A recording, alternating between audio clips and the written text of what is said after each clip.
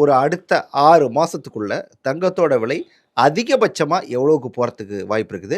இல்ல குறையும்னா அதிகபட்சமா எவ்வளோ குறையறதுக்கு வாய்ப்பு சிம்பிள். இருக்கு? நாளைக்கு கிரீன்லேண்ட்ல குண்டு போட்டாருன்னா, இன்னொரு 15% 20% ஏறிடும் உடனேயே. கிரீன்லாண்டோட சமரசம் பண்ணி கிரீன்லாண்ட் எனக்கு வேணான்னு சொல்லிட்டாருன்னா, 10% குறையும். ஒரு 13,000 வரைக்கும் வரும். 13லேருந்து 17க்குள்ள எப்படி வேணா போலாம். இவர் கிரீன்லாண்ட்ல என்ன பண்றாருன்னு பொறுத்து. சரி, இப்ப நான் தங்கம் வாங்கணும் அப்படின்னு நெனச்சா, அதுக்கு இது சரியான நேரமா? இல்ல இது சரியான நேரம் இல்ல. ம். முன்னாடியே வாங்கியிருக்கணும்.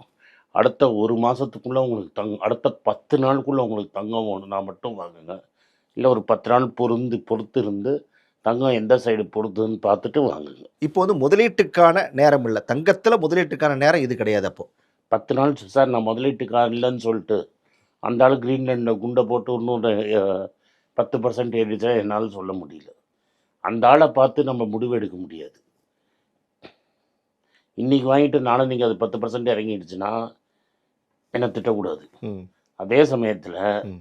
இன்னைக்கு வாங்காம இருந்து நாளைக்கு 10% ஏறிடுச்சுன்னா, அழக்கூடாது. 2ம் பார்த்துக்கணும். சரி, இப்ப நல்ல ஒரு உச்சத்துல இருக்குது. என்கிட்ட இப்போ ஒரு 50 பவுன் இருக்குது, நகை இருக்குது. இப்ப நான் அத விக்கணும் அப்படின்னு நெனச்சா, அதுக்கு இது சரியான அது நேரமா? முட்டாள்தனம். ஆ. ஏன்னா இன்னைக்கு 15,000 இருக்கிறது. ஸ்ரீலங்கால விலை ரூ. 46,000. ம். அவங்க ரூவால ஒரு பவுனு ரூ. 46,000. ம். ஸோ, இன்னைக்கு நம்ம ஊர்ல வந்து 1 கிராம சொல்றேன் நான். நம்ம கிராம்ல 15. இன்னொரு 10 வருஷத்துல உங்க ஊர்லயும் ரூ. 45,000 போயிடும். ம். அதனால இருக்கிற தங்கம் பத்திரமா வச்சுக்கங்க. இனிமே வாழ்க்கையில தங்கம் வாங்க முடியுதுங்கிறது ரொம்ப கஷ்டம். ம்.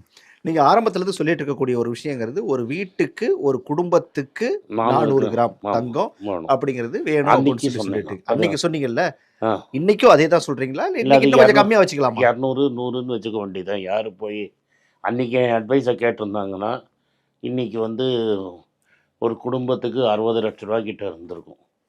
ஒரு ஆத்திர அவசரம்னு கொண்டு போய் எங்கேயாவது வச்சாங்கன்னா ரூ. 40,00,000 கிடைக்கும். ஸோ எந்த எமர்ஜென்சிக்கும் நம்ம ரெடி அப்படிங்கிற ஒரு இதில இருக்கோம். இன்னைக்கு 400 வாங்குறதுனா நான் மனுஷனே இல்ல.